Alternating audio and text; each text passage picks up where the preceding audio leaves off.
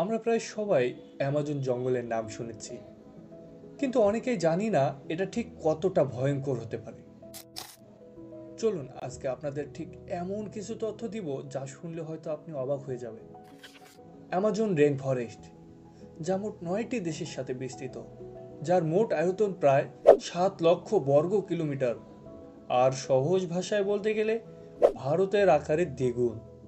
এই Amazon rain ফরেস্টের প্রায় 60% অবস্থান ব্রাজিলে।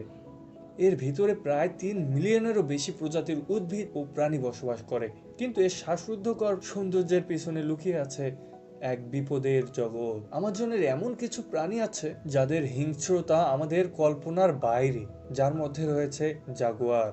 এটি আমাজনের শীর্ষ শিকারীদের মধ্যে একটি। এটি হাড় গুঁড়ো করার জন্য যথেষ্ট। কেপিবারাস থেকে ক্যামান পর্যন্ত সবকিছু শিকার করে এরা। তবে জাগুয়াররা কিন্তু মানুষকে খুব সহজে আক্রমণ করে না। আমরা অনেকেই জাগুয়ার সম্পর্কে জানি না। আপনি যদি জাগুয়ার সম্পর্কে না জেনে থাকেন, তাহলে আমাদের চ্যানেলে প্রবেশ করে জেনে নিতে পারেন। আমাজনে শুধু জাগুয়ার নয়, এখানে থাকে বিশ্বের সবচেয়ে ভারী এবং দীর্ঘ সাপ, সবুজ অ্যানাকোন্ডা, যার দৈর্ঘ্য প্রায় 20 ফুট লম্বা হতে পারে। এটি মারাত্মকভাবে তার শিকারীদের সংকুচিত করে শ্বাসরুদ্ধ করে সম্পূর্ণ গিলে ফেলে। আপনি জানলে অবাক হবেন, এখানে বুড়ো আঙ্গুলের আকারে একটা ব্যাঙ 10 জন প্রাপ্তবয়স্ক মানুষকে মেরে ফেলার জন্য যথেষ্ট বিষ বহন করে।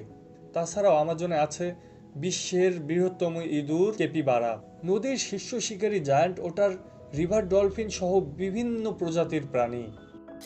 কিন্তু আমাজনে এত বড় বড় হিংস্র প্রাণী থাকা সত্ত্বেও আমাজন পৃথিবীর সবচেয়ে মূল্যবান বাস্তুতন্ত্রগুলির মধ্যে একটি।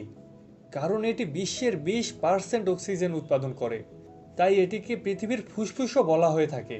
তাছাড়াও ক্যান্সার প্রতিরোধকারী থেকে শুরু করে ব্যথা উপশমকারী গাছের ছাল পর্যন্ত এখান থেকে সংগ্রহ করা হয়।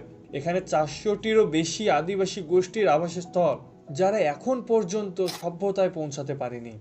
শতাব্দীর পর শতাব্দী ধরে এরা এই প্রাণীগুলোর সাথে সামঞ্জস্যপূর্ণভাবে বসবাস করে এবং বিভিন্ন গোপন রহস্য উন্মোচন করে। তো দর্শক, আপনি যদি এই ভিডিও থেকে নতুন কিছু শিখতে পারেন, তাহলে অবশ্যই আমাদের এই ভিডিওতে একটি লাইক দিবেন এবং আমাদের চ্যানেলটিকে সাবস্ক্রাইব করতে ভুলবেন না। সবাই ভালো থাকবেন, সুস্থ থাকবেন। আজকের মতো বিদায় নিচ্ছি। আল্লাহ হাফেজ।